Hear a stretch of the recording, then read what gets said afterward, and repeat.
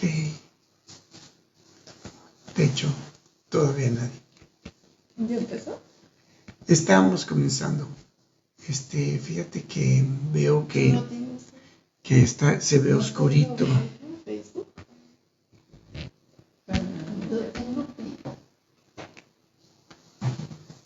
Bien.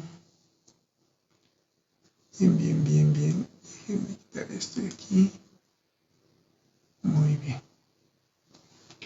Muy bien. Es martes y nos toca estudio del tabernáculo. Hemos estado viendo desde el principio, desde lo que es el centro del tabernáculo, que fue el arca del pacto. Después pudimos ver lo que era la mesa de los panes de la proposición, ¿sí? Después vimos lo que era el candelero la semana pasada. Y ahora en esta ocasión nos toca ver lo que es el altar del incienso. Objetos que estaban estos tres últimos, tanto el pan de la proposición, la mesa del pan de la proposición, el candelero y el altar del incienso, todos estaban dentro del lugar que se llama santo. Recordemos que hasta dentro del tabernáculo, ese lugar se llamaba el lugar santísimo, ese lugar donde solamente entraba el sumo sacerdote una vez al año y entraba con la sangre de un cordero que se había sacrificado especial en el día de la expiación, solamente. Pero los sacerdotes tenían que entrar de continuo, diario, tenían que entrar en este lugar santo para encender el candelero, como vimos la semana pasada, para también el pan que estaba ya puesto ahí, ordenado, y también para ofrecer incienso. En este altar del incienso hay mucho que hablar al respecto de lo que esto es. ¿Qué es un altar? Fíjense nada más qué curioso, ¿verdad? Decimos que el novio va a llevar a la mujer al altar. Nada más que los altares eran para hacer sacrificio. ¿Tendrá algo que ver como resultan los matrimonios hoy en día? Que más bien parece un sacrificio. Pues espero que no sea así, por lo menos entre aquellos que conocen al Dios de la Biblia, porque los que conocen al Dios de la Biblia sabemos que llevamos a nuestra mujer a darle gracias a Dios, pero no al altar, sino más bien lo llevamos delante de Dios, esta unión para que Dios la bendiga. Así que un altar era algo muy serio, porque era un lugar donde se ofrecía sangre. Dice, a algunos el matrimonio les ha resultado así, un asunto realmente de sangre. Así que comencemos primero con una oración, porque seguro que la vamos a necesitar en esta tarde. Bendito Dios Padre, yo te quiero dar gracias, Padre, por los que ya están conectados y por los que se han de conectar más tarde. Gracias, Padre, porque sabemos que tu palabra es viva y eficaz, más cortante que toda espada de doble filo. Y sabemos también que tú has enviado tu palabra con un propósito. Y sabemos que tu palabra va a hacer lo que tú te has propuesto que haría. Así que ayúdanos a ser parte, Señor, de ese plan maravilloso que tú tienes para el mundo también. Ese mundo que tú estás rescatando, ese mundo en el cual necesitamos tanto de ti, que tenemos este privilegio tan grande que es la oración. Así que úsanos, bendito Dios, como instrumentos. Úsanos como instrumentos para poder enseñar al que no sabe, enseñar también, Padre, a aquel que tiene deseos de aprender más de ti, se acerca a tu palabra. Y Padre, ayúdanos a poder trazar bien la palabra de verdad. Es tan importante porque no es fácil, y menos estos temas que estamos tomando del tabernáculo. Así que pon tu espíritu, Señor, en mi boca también, para que todo lo pueda hacer como a ti te agrada. Bendícenos, háblanos, te lo suplicamos, bendito Dios, en el nombre precioso de Jesús. Amén. Muy bien, El altar del incienso, para eso les voy a pedir entonces que abran sus Biblias en Éxodo capítulo 30. Se les ha de hacer curioso que nos hayamos brincado prácticamente del capítulo 25, prácticamente nos estamos brincando al capítulo 30. Pero lo que sucede es que el altar del incienso el Señor lo puso al final por la importancia tan tremendísima que tiene esto, en especial para el cristiano, para el pueblo de Dios. Este altar del incienso era algo que el Señor lo considera cosa muy santa. En pocas palabras, si algo quiere recibir Dios de parte de nosotros, es en este altar del incienso donde vamos a encontrar el tipo de lo que Él quiere hacer con nosotros y lo que quiso hacer también con su Hijo Jesucristo, por supuesto. Este altar del incienso nos va a hablar acerca de ese Jesús crucificado, ese Jesús que fue entregado precisamente en el altar. El sacrificio que Dios escogió para que pudiéramos tener comunión con Dios. Esto era lo importante. Y este altar del incienso nos va a hablar mucho de eso. Ya es simplemente estas dos palabras, tanto altar como incienso, ya nos debería de dar una idea muy clara de lo que está tratándose aquí. Así es que entremos un poquito en materia y veamos, espérenme. Sí, es Apocalipsis 5:8. Dejen un dedo ahí en Éxodo capítulo 30 y vamos a Apocalipsis 5:8 para que puedan ver. Ahí está el texto, si no lo quieren buscar porque hay tanto que hablar que es probable que no nos dé ni siquiera tiempo. Así es que vamos rápido. Dice Apocalipsis 5:8. Y cuando hubo tomado el libro, los 4 seres vivientes y los 24 ancianos se postraron delante del Cordero. Todos tenían arpas y copas de oro llenas de incienso, que son las oraciones de los santos. Aquí vemos dos cosas bien importantes que el Señor aquí nos está diciendo en Apocalipsis, que esas oraciones, ese incienso, es un tipo muy claro de las oraciones, pero de las oraciones típicas de lo que es un santo, o sea, un escogido de Dios. Recuerden que la palabra santo es la palabra griega agios, que significa apartado para Dios, apartado para los propósitos de Dios, apartados con esa idea de que Dios quiere utilizarnos. Así es que las oraciones de los santos es lo importante en esta cuestión de entender este altar del incienso, altar del incienso. Y nos hizo reyes, dice Apocalipsis 1:6, reyes y sacerdotes para Dios su Padre. A Él sea la gloria y el imperio por los siglos de los siglos. Amén. Y aquí me voy a detener un poquito en este glorioso texto, porque está diciendo que todos los cristianos fueron hechos sacerdotes. Los sacerdotes eran los que tenían que ejecutar los sacrificios, pero no solamente eso, sino que tenían que ejecutar los sacrificios y también tenían oigan, me distraen demasiado. Perdón. Los sacrificios y también, perdón, se me fue el avión. Los sacrificios y evidentemente todos los cristianos hoy en día son considerados sacerdotes para Dios.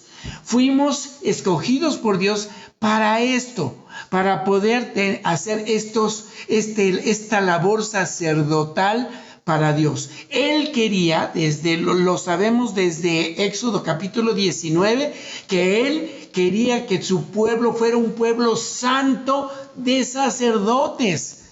O sea que ministerio de un sacerdote era importante, puesto que no había otra manera de relacionarse con Dios, excepto que haciendo sacrificios, entregando animales, porque Dios nunca quiso que nosotros fuéramos los lastimados. Él escogió un sustituto, un animal, pero un animal que nos representara. Por eso el Señor no aceptaba un animal cojo, ni tuerto, ni ciego, ni nada. Animales limpios, animales que pudieran representar al hombre que tanto amaba y que evidentemente buscaba la forma de que nosotros pudiéramos entender lo que es la salvación que Él tiene para nosotros. Así que dice que nos hizo reyes y sacerdotes para Dios su Padre. A Él sea gloria e imperio por los siglos de los siglos. Amén. Y esto es importante entenderlo también, que esta gloria y este imperio está hablando también de poder, como vamos a ver más adelante en este altar del incienso. Aconteció, vean este dato, que ejerciendo Zacarías el sacerdocio delante de Dios, según el orden de su clase, estamos en Lucas capítulo 1, encontramos a Zacarías. ¿Saben quién era Zacarías? Era precisamente el papá de Juan el Bautista. Dice, según el orden de su clase, conforme a la costumbre del sacerdocio, le tocó en suerte ofrecer el incienso entrando en el santuario del Señor. Y toda la multitud del pueblo estaba afuera orando. ¿A qué hora? A la incienso. Esto también nos demuestra que ese incienso es un tipo de la oración de su pueblo. Toda la multitud del pueblo, dice, estaba afuera orando a la hora del incienso. Así que evidentemente, siendo que todo lo que estaba en el tabernáculo era sombra y figura de lo que había de venir, eso que había de venir era un pueblo orando a la hora del incienso. Un pueblo que buscaba en oración a su Dios. Pero todo esto tiene mucho más simbología que vamos a ir viendo poco a poco. Luego dice también en 1 Pedro 2:5, ustedes también, como piedras vivas, sean edificados como casa espiritual y sacerdocio santo. Toda esta casa espiritual y todo ese tabernáculo era también figura de lo que el Señor buscaba en nosotros, que nosotros mismos fuéramos finalmente ese tabernáculo donde el Señor puede reunirse con nosotros mismos. La Biblia nos enseña que Dios no vive en templos hechos por manos humanas, vive en nosotros, vive dentro de nosotros, y Él ha hecho que nuestro cuerpo sea santo y que nuestro cuerpo también sea el que recibe el Espíritu Santo, recibe al Señor Jesucristo, recibe al Padre, porque es el lugar donde este Dios Trino se reúne con nosotros. Así que seamos edificados como esa casa espiritual donde Él puede llegar. Recuerden que Él jamás va a poder llegar a un lugar donde no está limpio. Ahora, si somos sacerdotes es para ofrecer sacrificios espirituales. Ya no vamos a andar sacrificando corderos. Ya fue sacrificado el cordero y con un solo sacrificio nos hizo perfectos, nos hizo santos para siempre a todos aquellos que creen. La pregunta de muchos es, bueno, pero si yo soy santo y si ya estoy limpio, ¿y por qué me sigo portando como me porto? Porque muchas veces pensamos hasta cosas muy sucias. ¿Qué es lo que ocurre? ¿Qué es lo que pasa? ¿Qué es lo que sucede? ¿Por qué no lo acabamos de entender muy bien? Veamos cómo fue que le dijo a Moisés que se hiciera este maravilloso altar del incienso. Escuchen con atención.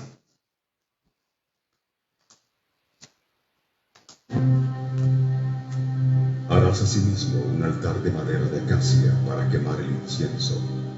Será cuadrado y medirá 45 centímetros de largo, por 45 de ancho, por 90 de alto, con cuernos en cada esquina, tallados de la misma madera del altar.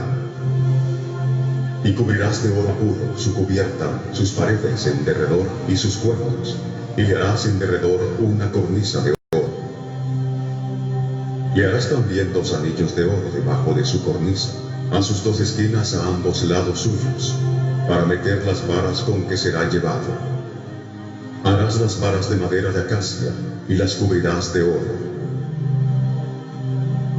Y pondrás el altar delante del velo que está junto al arca del testimonio, delante del propiciatorio que está sobre el testimonio, donde me encontraré contigo. Y Aarón quemará incienso aromático sobre él. Cada mañana cuando aliste las lámparas lo quemará. Y cuando encienda las lámparas al anochecer, quemará el incienso de nuevo, como rito perpetuo delante de Jehová por vuestras generaciones. No ofreceréis sobre él incienso extraño, ni holocausto, ni ofrenda, ni tampoco derramaréis sobre él libación. Y sobre sus cuernos hará Aarón expiación una vez al año con la sangre del sacrificio por el pecado para expiación. Una vez en el año hará expiación sobre él por vuestras generaciones. Será muy santo a Jehová. Esa palabra será muy santo a Jehová. Será muy santo a Jehová. Eso es algo que nos quiere decir lo importante que era para Dios que pudiéramos entender esto. Es algo que es muy para Dios, es lo que significa. Así que, a ver esto aquí que me brinqué una palabrita que es Éxodo 31. Harás asimismo un altar para quemar el incienso.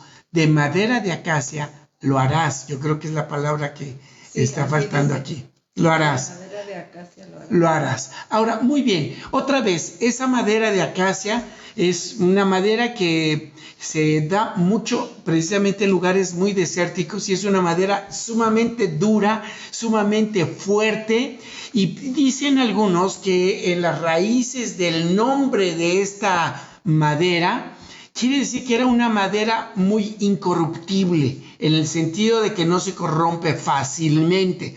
Obviamente, como todo lo que es vivo, tiene manera de corromperse. Sin embargo, era la madera adecuada, una madera que pudiera asociarse también con el Señor Jesucristo, que en los tiempos de su sangre, de su carne, Él jamás hubo engaño en su boca, ni hubo mentira, ni hubo nada que se le pudiera achacar como pecado al Señor Jesucristo. Así que la madera, esta madera de acacia, representaba perfectamente la humanidad de lo que es el Señor Jesucristo. Y esto es algo importante entenderlo. Cada letra de la palabra hebrea Mizbeach, que significa altar, cada una de las letras, según los rabinos, explican que ese simbolismo está haciendo que cada letra de la palabra hebrea sea el comienzo de las 4 palabras. Fíjense, estas 4 palabras: Mahayal, La, Sakot, Beraka, que ya hemos visto en otras ocasiones, y Hayim. Eso dicen los rabinos, esto no es Biblia, por supuesto. Y le dan esta connotación de que el altar lleva también estas cuestiones importantes para todo el que va a hacer un sacrificio en un altar. Si vas a hacer un sacrificio en un altar es porque tú necesitas perdón. Y si vas a recibir el perdón, evidentemente tú vas a estar agradecido humildemente, siempre y cuando eso es contrito. Quiere decir que es honesto, que es sincero dentro de tu corazón.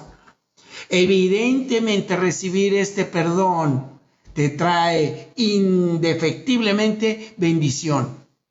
Y al final, esta palabra Hashim, vidas, habla de que son muchas las personas que pueden llegar precisamente a tener esta clase de bendición y esta clase de perdón, siempre y cuando lleven un sacrificio al altar.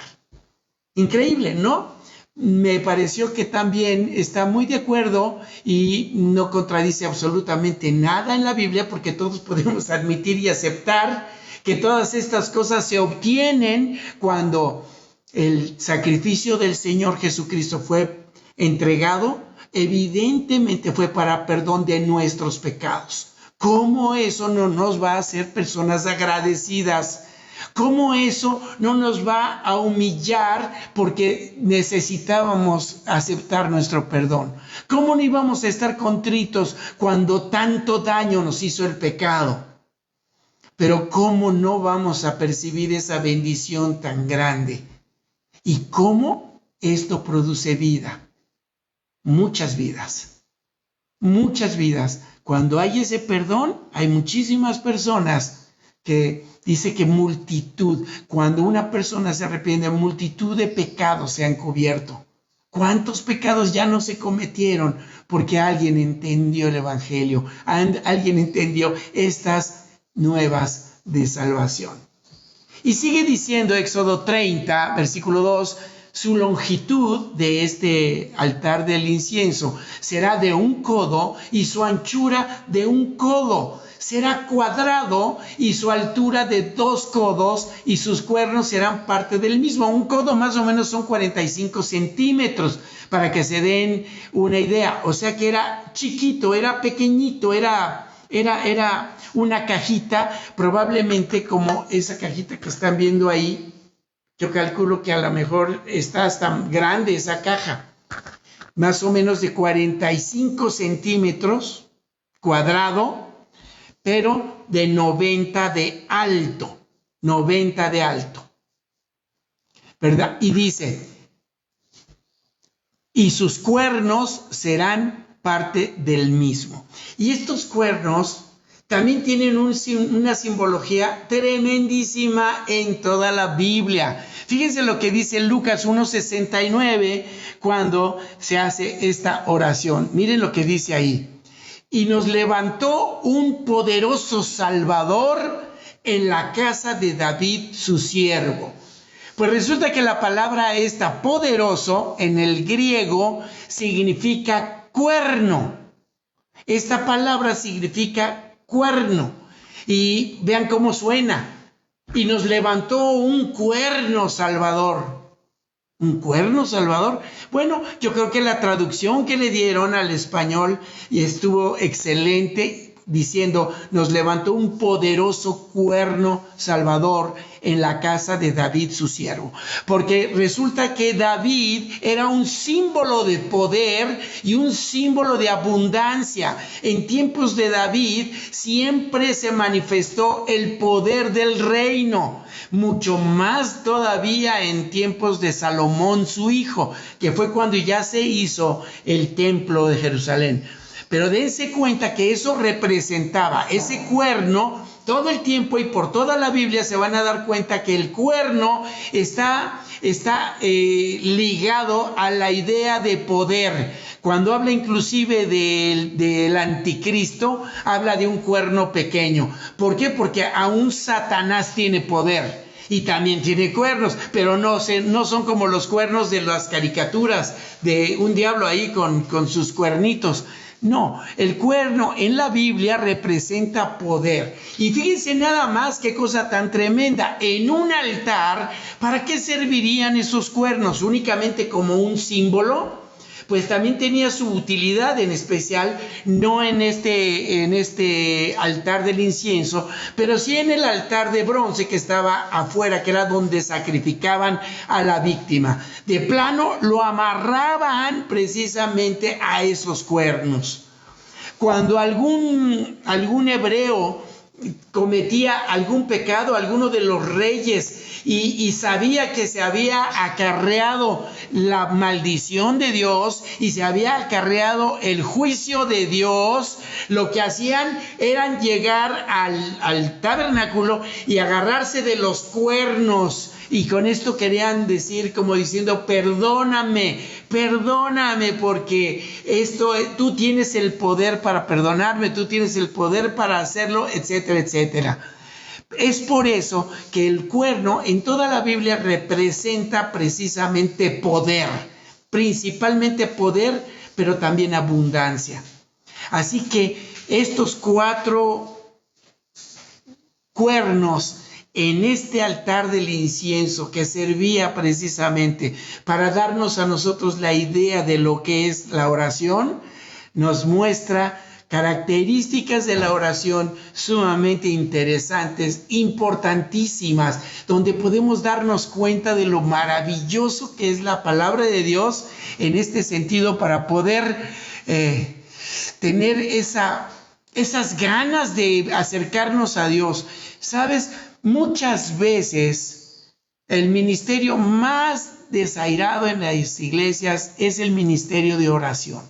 Cuando la iglesia se convoca para orar, la gente que va es un 5%, a veces menos.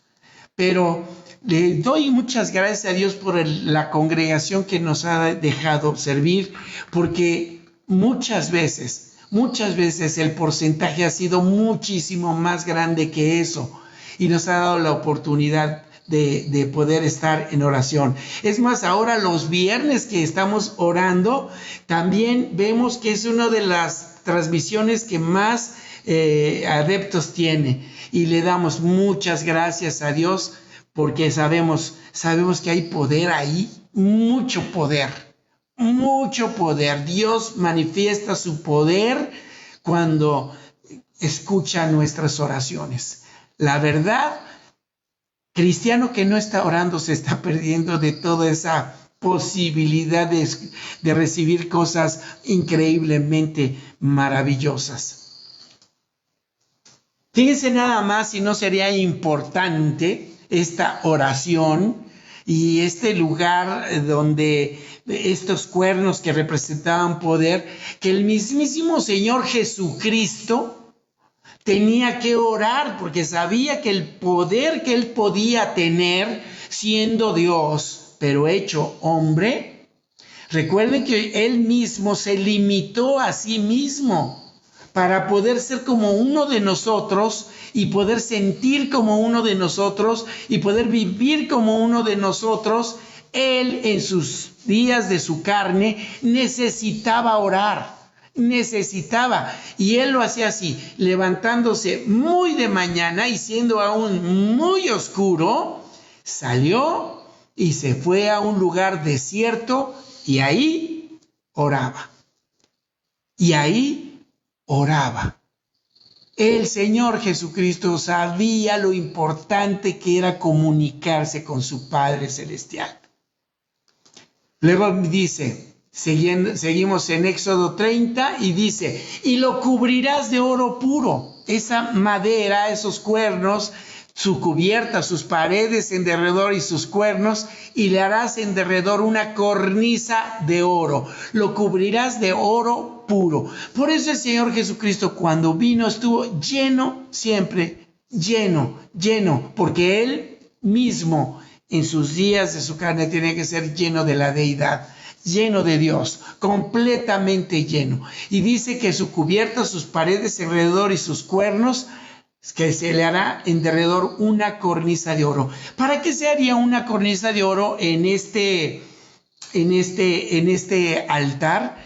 Pues la razón es, yo creo que muy obvia. Lo que se tenía que hacer en ese altar era poner carbones encendidos para prender el incienso.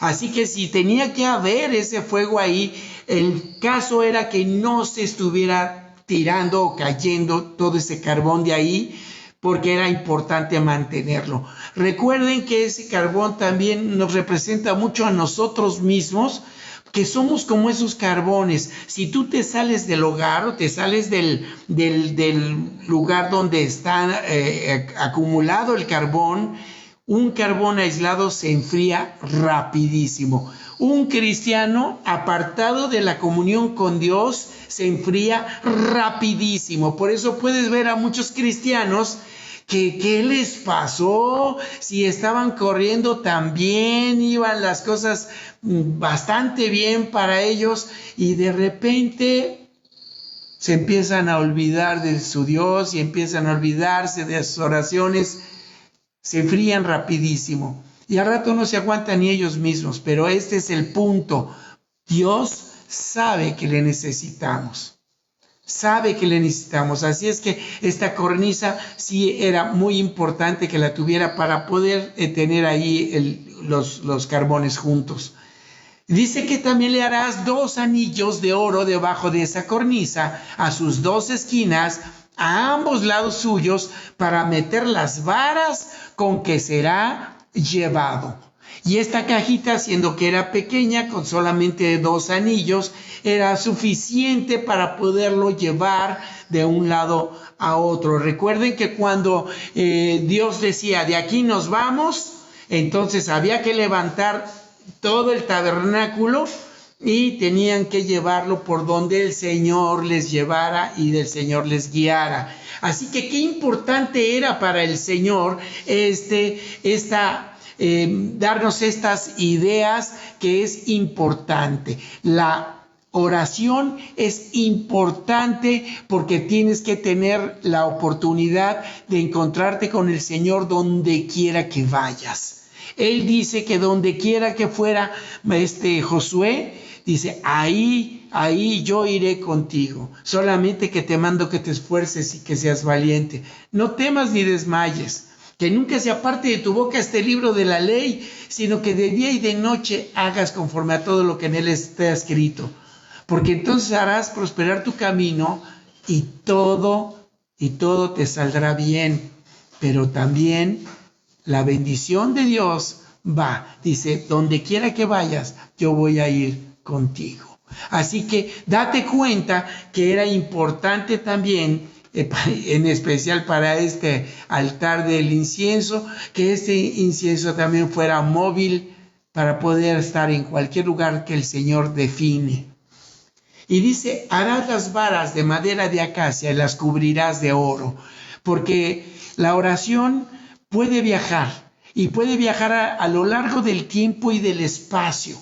Yo no sé si tú habías notado que la Biblia habla mucho acerca de cosas tan incomprensibles como la predestinación. Porque si cualquiera que me diga que sí lo comprende, sin lugar a dudas te puede decir, no sabe de lo que está hablando, porque nadie puede comprender cabalmente lo que eso significa cuando estamos atados al tiempo y al espacio. Para poder llevar la oración de un lado a otro, para poder viajar a través de la oración en el tiempo y en el espacio, eso es algo necesarísimo para todo aquel que entiende que Dios escucha las oraciones. Fíjense lo que le decía a Daniel, no tienes todavía, no estaba todavía la palabra en la boca de Daniel cuando ya Dios la había escuchado toda. En pocas palabras, si tú vas a orar ahorita, déjame decirte que eso que vayas a decir, Dios ya lo había escuchado de antemano. Y este es el Dios de la Biblia, un Dios que trasciende el tiempo y el espacio, un Dios que sabe de todas estas cosas. Y es tan importante que entendamos ese punto, porque ese punto habla acerca de poder, un poder que ni siquiera podemos tener la más mínima idea de la fuerza que tiene. El poder de la oración es algo tan especial porque puede trascender tiempo y espacio. Sin embargo, para cuestiones prácticas para nosotros, tiempo pasado, ahora sí como dice el dicho, palo dado ni Dios lo quita. Pero evidentemente que la fe siempre mira hacia el futuro, la fe siempre mira hacia adelante. Y cuando oramos con fe, no oramos por lo que pasó, sino por lo que va a pasar. a razón de lo que sucedió, porque lo que sucedió ya no tiene remedio, pero lo que está adelante sí, nuestro presente tiene remedio, y nuestro futuro más, pero si no lo acabamos de entender, evidentemente no te vas a poner a orar, pero te vas a poner a orar en la medida que comprendas y entiendas que hay un tremendo poder en la oración. Y es tan importante los testimonios de oración y escuchar cuando una oración ha sido contestada favorablemente o una fue contestada simple y sencillamente, aunque sea desfavorablemente, porque hay veces que Dios va a hacer su voluntad, nos guste o no nos guste, lo entiendas o no lo entiendas. Pero para los que aman a Dios, todas las cosas les ayudan a bien. Así que esto es lo que tenemos que entender, que estos principios son importantísimos. Cuando la oración puede viajar en el tiempo y en el espacio, va a viajar en el pasado, pero ¿sabes hasta dónde?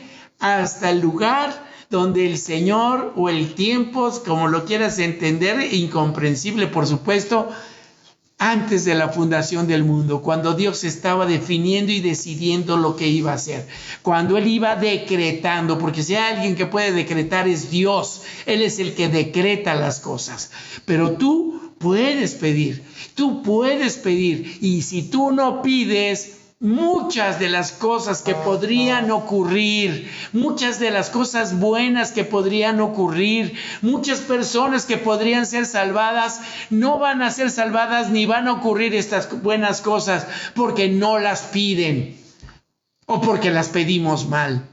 Pero esto es precisamente lo que Dios nos quiere enseñar a través de todo esto y de estas cosas tan maravillosas que Dios quiere que cada cristiano entienda y comprenda. En aquellos días, fíjense, el Señor Jesucristo fue al monte a orar y pasó la noche orando a Dios. ¿Por qué haría el Señor Jesucristo esto de pasar la noche orando a Dios, orando al Padre? ¿Qué era aquello que era tan importante que el Señor Jesucristo tenía que hacer para que pase toda la noche orando a Dios? Probablemente tú y yo y todos tenemos cosas en nuestras vidas que vienen siendo hitos importantes. Cuando tú vas a hacer algo importante y vas a tomar una decisión, como la decisión que muchos probablemente ahorita estamos teniendo de salir o no a trabajar. Quiero que escuches muy bien este asunto.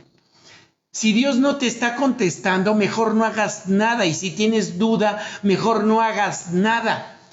Mientras dudes, no hagas nada. Porque la duda, simple y sencillamente lo único que puede hacer es paralizarte. Así que tienes que empezar a confiar en Él, pero también tienes que orar porque tienes que saber qué es lo que Él quiere, no qué es lo que tú quieres. Este es el punto. Sin embargo, evidentemente que la oración es un diálogo también con Dios y también es orar para decirle, háblame, Señor, para saber qué es lo que yo tengo que hacer. Tengo que tomar una decisión importantísima.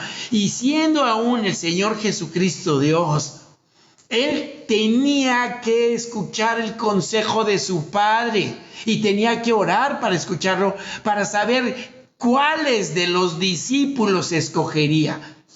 Porque escogió a 12 de ellos. Era un número determinado. Estoy seguro que el Padre le informó que tendrían que ser 12. Y también le dijo cuáles de esos 12, a los cuales también llamó apóstoles. Fíjense nada más. Esto es precisamente. Qué increíble que hoy en día muchos se quieran autonombrar apóstoles. De verdad, eso se llama ser ridículos.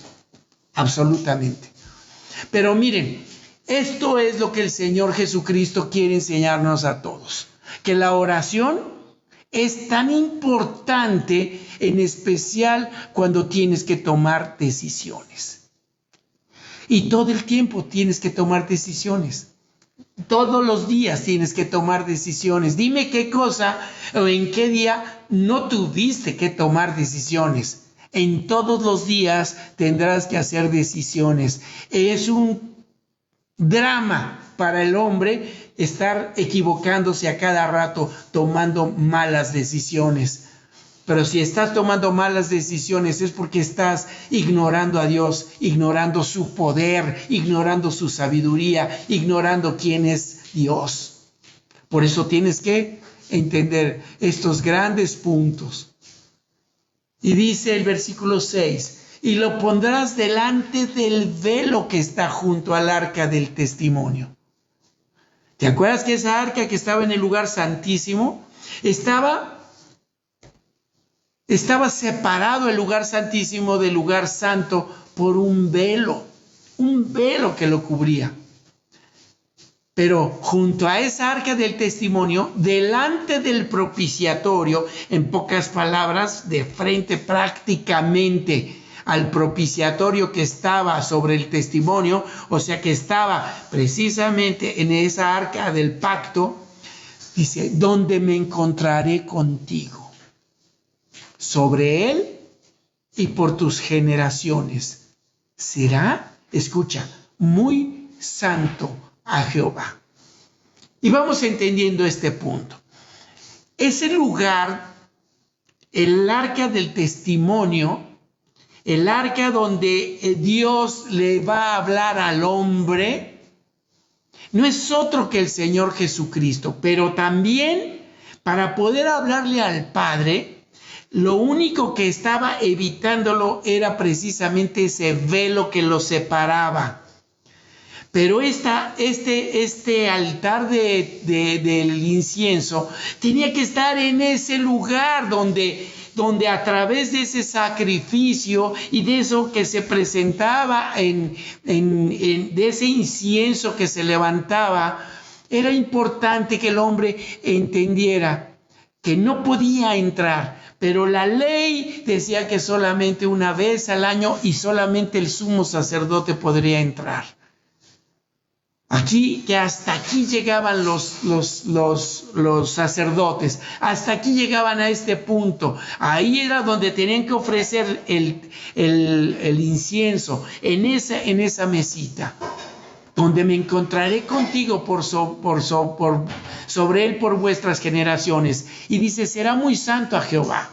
Por eso cuando el Señor Jesucristo muere en la cruz, por eso esto estaba delante del propiciatorio, donde se tenía que ofrecer esa sangre que está sobre el testimonio, porque lo que había que cubrir la ley de Dios era la sangre con la cual seríamos perdonados tú y yo. La base de la oración es precisamente santidad. La base de la oración es limpieza. Ninguna oración de alguien que está consintiendo el pecado en su vida puede llegar a Dios, no puede llegar de ninguna manera. En aquel entonces todo era figura de lo que había de venir.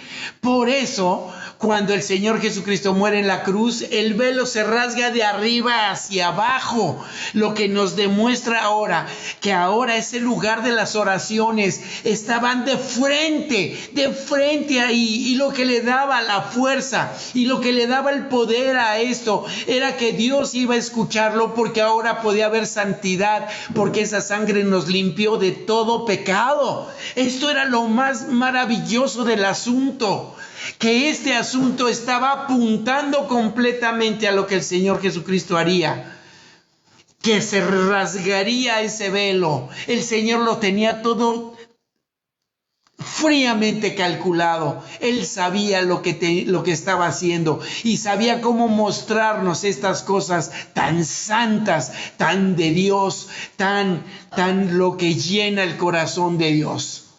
Fíjate nada más como dice el versículo 7, y Aarón quemará incienso aromático sobre él. Aromático, incienso que suba, que huela. Cada mañana cuando aliste las lámparas, como vimos sobre el candelero que vimos la semana pasada, lo quemará. Así que cuando aliste con ese mismo fuego de esas lámparas, va a prenderlo. Y esto habla muchísimo también, o por lo menos ahorita lo estoy entendiendo, que estas lámparas representan la luz de Dios, lo que Dios quiere que entendamos y comprendamos y conozcamos. Así que imagínense, si ese candelero estaba representando mucho a la palabra de Dios, que es lo que nos alumbra, que es lo que nos guía, que es lo que nos muestra, como dice el Salmo 119, lumbrera es a mis pies tu palabra. Así que cuando se alistan las lámparas, con ese mismo fuego de la palabra, tú vienes a orar y la misma palabra te va a dar las palabras que le tienes que hablar al Señor. Recuerda que Él es el que lo controla todo y lo sabe todo. Escucha al Señor y entonces tu oración tendrá consistencia. Escucha al Señor y quema incienso aromático, pero usa ese fuego de la lámpara, usa ese fuego del candelero, porque entonces esto puede tener una idea mucho más importante en tu vida, porque vas a comprender. No solamente vas a orar sin entender, sino que lo comprenderás y te darás cuenta y podrás confirmar que Dios es mucho más abundante de lo que entendemos siquiera. Porque cuando lo veas actuar, cuando lo veas cómo te escucha, esto va a llenar tu vida.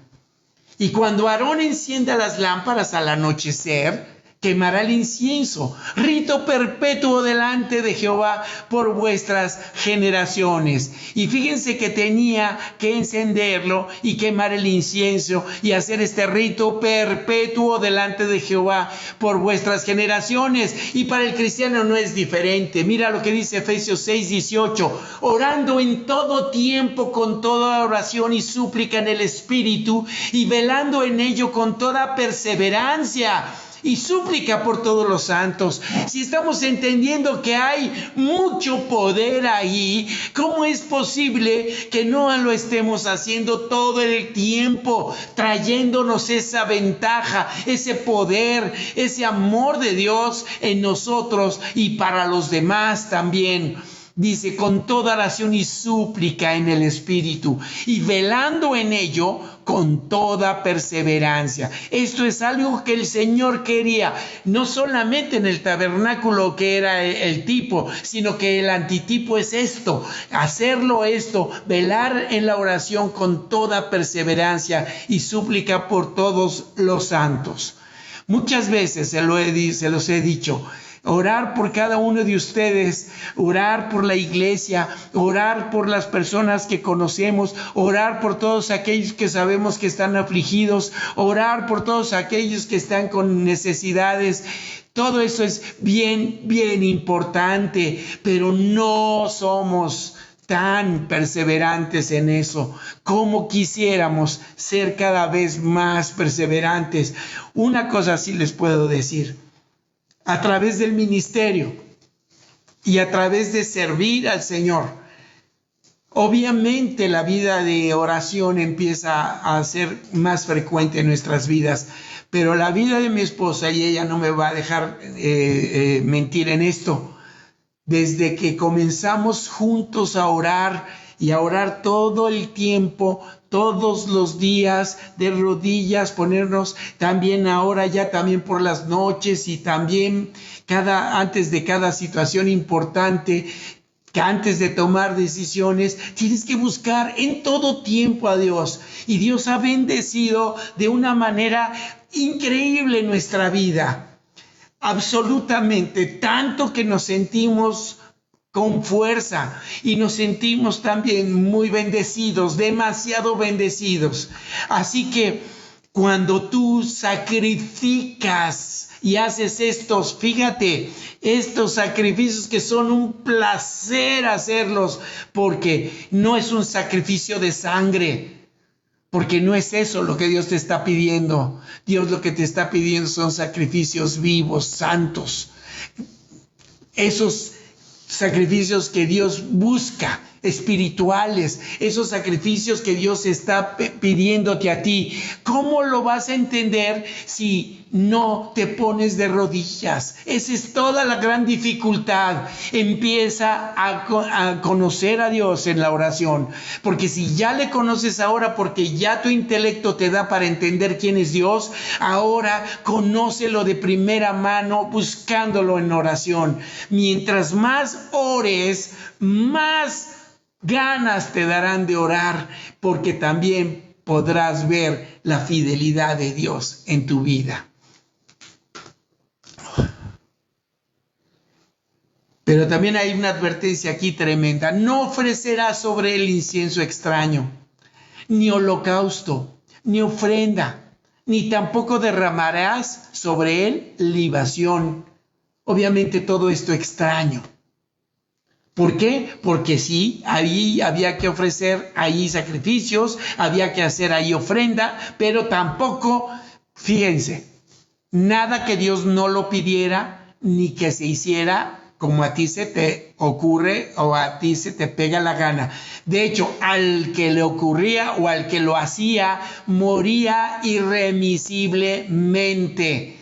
Dios ahí en eso era muy enfático. Y mira, hablando de la oración, también Dios nos dice, ¿sabes qué? No me vengas a orar, ni a ofrecerme sacrificio, ni ofrenda, si tú no estás queriendo entender este asunto, porque este asunto es muy serio y santo para mí. Por ejemplo, un ejemplo. 1 Pedro 3:7 dice, ustedes maridos igualmente vivan con su mujer sabiamente, dando honor a la mujer como a vaso más frágil y como a coherederas de la gracia de la vida. ¿Para qué? Para que tus oraciones no tengan estorbo.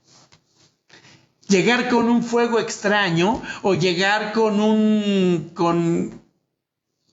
no podías llegar ahí si no te habías limpiado primero.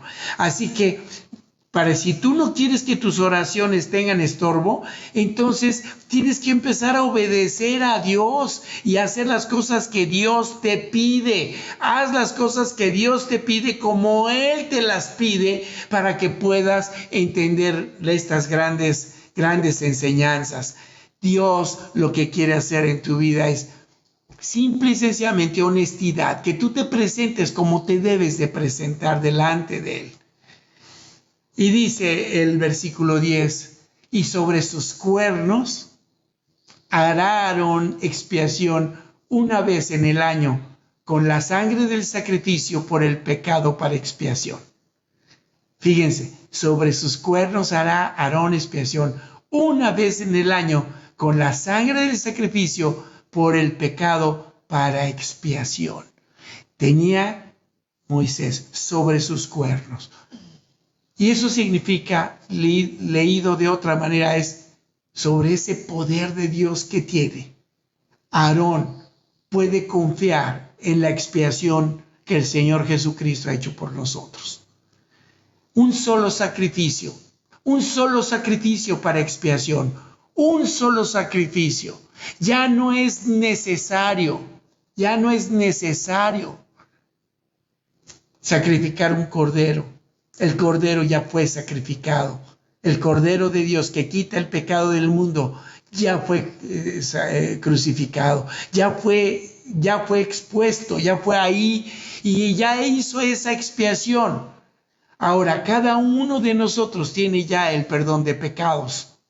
Ahora nos queda entender que este altar es únicamente para recordarnos lo que el Señor Jesucristo hizo. Por eso la iglesia, por lo menos una vez al mes, tenemos esta ordenanza de parte del Señor también, que tomemos pan, que tomemos también la copa, lo que significa el cuerpo y la sangre del Señor Jesucristo, para recordar en memoria de lo que Él hizo. No algo que tiene que hacer para salvarnos, porque ya lo hizo. Ojalá que el mundo pudiera entender que esto se hizo una vez para siempre, porque con un solo sacrificio nos hizo perfectos a los santificados. Y la gente dice, bueno, pero yo no veo a los cristianos que sean muy santos. Y dices bien, la verdad es que parece que hubiera ahí una dificultad muy grande para entender que la santidad es un proceso que va avanzando, es un proceso de maduración. El cristiano recién tocado, recién tomado por el Señor, empieza a salir de una oscuridad muy, muy tremenda. Poco a poco esa santidad se va a ir manifestando en su vida. Mejor cuando entiende que tiene que orar, mejor cuando entiende que tiene que aprender, mejor cuando entiende que tiene que buscar a su Dios, mejor cuando entiende que tiene que agarrar la palabra para nutrirse, mejor cuando agarra la palabra y la toma también como una guía para su oración, para orar, porque escúchame, la única oración que funciona es la oración que es hecha de acuerdo a la buena, perfecta y agradable voluntad de Dios. Déjenme pedirles que inclinen su rostro por un momento y oremos. Y me encantaría que se trasladaran ahorita en su mente, en su corazón, a ese lugar santísimo. Ese lugar que seguramente habría ahí un silencio de respeto muy tremendo. Y donde ahora te dispones a prender el candelero y a aprender de él. Aprender que es la luz que va a iluminar tu camino y con esa luz llegar delante del altar del incienso. Y colocar ahí el incienso y empezarlo a poner ahí, ese incienso aromático. Y que ese incienso que se está levantando ahí, y que además es olor grato también para el Padre, que también puedas notar que eso representa al Señor Jesucristo. Ese altar no solamente representa lo que Él es, sino representa lo que Él hizo. Él entregó su vida por ti. Todo esto es para ilustrar el profundo y grandísimo amor de Dios por ti, por mí. Todos tenemos una gran necesidad de Dios. Unos más urgentes, otros menos urgentes. Pero yo puedo notar a mucha gente sufriendo. Yo puedo notar a muchísima gente que le hace falta a Dios. Yo puedo notar a muchísima gente que no lo conoce. Y yo quiero suplicarle a Dios que nos dé esa fuerza. Esos cuernos que representan el poder y la fuerza de Dios. Poderme agarrar también de esos cuernos y decir, Dios, úsame, Padre. Úsame como instrumento de tu gloria. Úsame como instrumento de tu poder. No para presumir que yo tengo el poder, sino para poder decir que tú eres el dador de toda gracia y el dador de todo amor y de toda fuerza, porque tú es lo que haces. Yo te quiero suplicar por cada uno de mis hermanos, en especial por los que se conectaron, Señor, y los que escucharán algún día esta transmisión, que puedan darse cuenta de lo maravilloso que es entrar en comunión contigo. Ahora que ese velo se ha abierto y que ya nada impide que podamos llegar delante del trono de la gracia y que vamos a hallar ese oportuno socorro. Socórrenos y bendícenos, Padre. Y Padre, yo te quiero pedir algo especial en esta hora. Si voy a salir a trabajar yo, Padre, quiero pedirte que confirmes, Padre, que lo haga. Para que todo lo que haga, Señor, lo haga sabiendo, Padre, que tú me estás guiando también. Y sea cual sea, Padre, la decisión que tú tomas, Padre, déjame también acatarla. Y déjame ser obediente también a eso. muéstrame. Tú sabes la manera de hacerlo también. Tú sabes cómo cuando nos hablas, no nos queda la menor duda de que tú nos estás hablando, Padre. Pero no permitas, Padre, que estemos haciendo cosas que no proceden de fe, porque todo lo que no procede de fe es pecado. Así que es un error. Así que, por favor, háblanos. Habla a cada uno de mis hermanos también para que sepan lo que tienen que hacer y bendícelos. Bendice sus casas, bendice sus familias, Padre. Que esta oración, Señor, pegue fuerte en el corazón y en la mente tuya, Padre, para que también, Señor, estés a favor de nosotros, a favor de los que te buscan, como dice tu palabra, que a los que te aman, todas las cosas les ayudan a bien. Déjanos ver ese bien, déjanos ver esa ayuda. Te lo suplicamos en el nombre que es sobre todo nombre, en el nombre precioso de tu Hijo Jesucristo. Amén.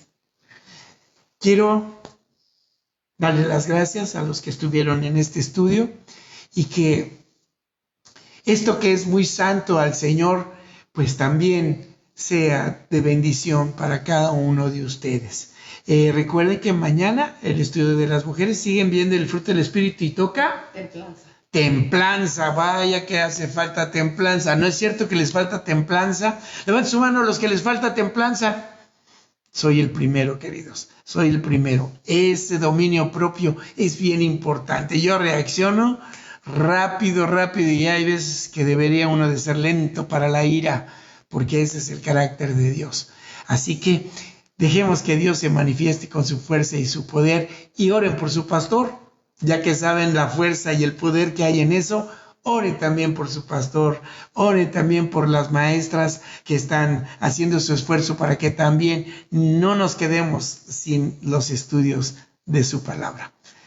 Que Dios los bendiga y nos vemos el próximo martes en este mismo estudio, pero recuerden que mañana miércoles a las 7, jueves a las 7 y viernes a las 7, algún evento de la Iglesia Cristiana El Camino en Huastepec se está transmitiendo.